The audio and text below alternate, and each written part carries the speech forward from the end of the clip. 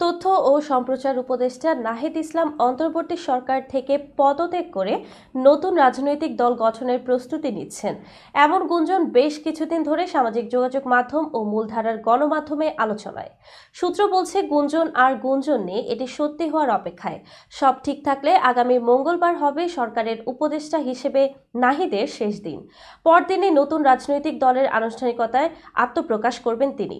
বিশ্বস্ত সূত্রে জানা গেছে, জাতীয় সংসদ সংলগ্ন মানিক মিয়া অ্যাভিনিউতে একটি বড় আয়োজনের মাধ্যমে নতুন দলটি আত্মপ্রকাশ করবে।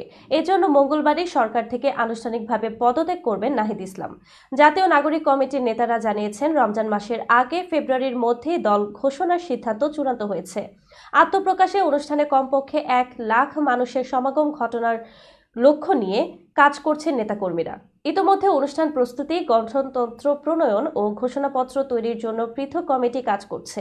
এর আগে আপনার চোখে নতুন বাংলাদেশ শীর্ষক ক্যাম্পেইন চালিয়ে 3.5 লাখের বেশি মতামত সংগ্রহ করা হয়েছে।